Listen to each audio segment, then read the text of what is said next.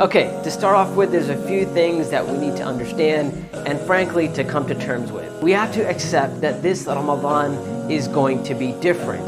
But you know what? That's okay. Yes, we're facing certain challenges this Ramadan that we did not face in previous years. But like all challenges, this challenge comes with its own unique blessings. Sometimes it's just a matter of taking the time to figure out and to realize and to contemplate what those unique blessings are. And because of those unique blessings, this Ramadan can actually be your best Ramadan ever.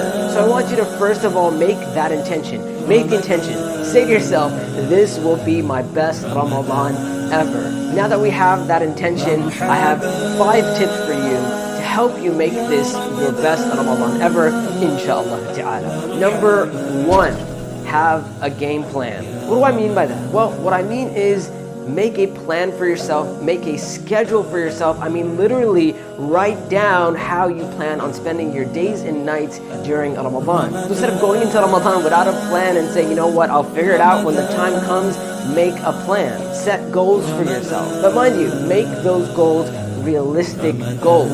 What is realistic is actually relative to you. You need to ask yourself, realistically, what can I accomplish? What can I do during this month of Ramadan? And I would also say take it 10 days at a time. So set a plan, a schedule for your first 10 days. After the first 10 days, you can evaluate yourself and see how you're doing and set another goal, another plan for the next 10 days, and then finally for the last 10 blessed days of Ramadan as well. Number 2, make this Ramadan about connecting with others. I know that sounds strange because we are isolated, we are disconnected, but in actuality, if we think about it, we're not that disconnected. Alhamdulillah, many of us, we have the means to connect with others even if we're not physically present with them. The internet and social media has made this possible for us. So add to your plan how you're going to connect with other people during this Ramadan. An example of that would be, hey, I'm going to call my friends every morning to wake them up for suhoor. Or I'm going to have an online meeting with 4 or 5 of my friends 20 to 30 minutes before iftar. We're going to get together, we're going to talk about how our day went, and we're going to remind each other to make dua in that blessed time. It's just about being creative this year and figuring out how we're going to connect with others. And part of our Ramadan experience, yes, it is about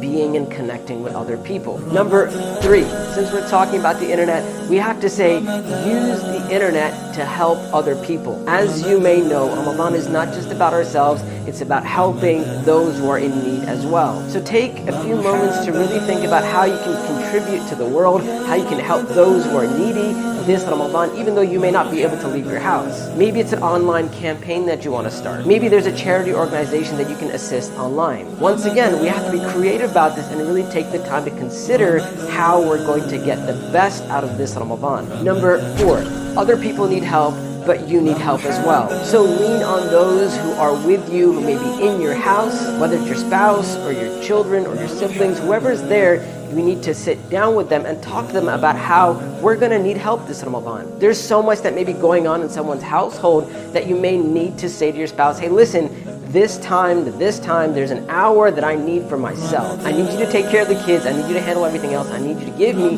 my privacy to maybe connect with my Lord, to read the Quran, to pray, to make dua, whatever it is that you choose. And likewise, tell your spouse, this time to this time, I got you. This is your private time.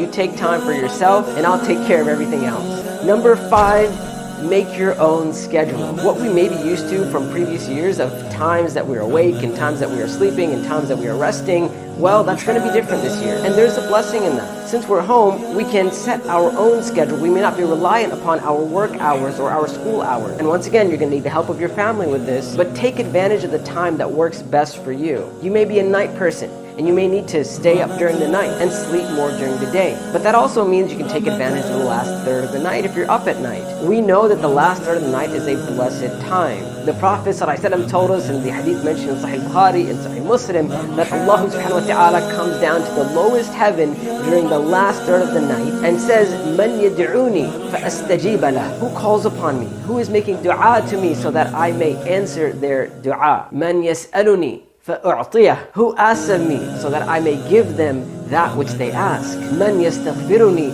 فَأَغْفِرَ لَهُ. Who seeks my forgiveness so that I may forgive them? So this may be the year that you could possibly stay up the whole night or half of the night, or at least the third of the night, because you're making your own schedule. Once again, it's about taking advantage of those unique blessings that come with these trials and these challenges. So those are 5 tips that I have for you to make this your best Ramadan ever. But I also want to hear from you. What tips do you have for me and for everyone else?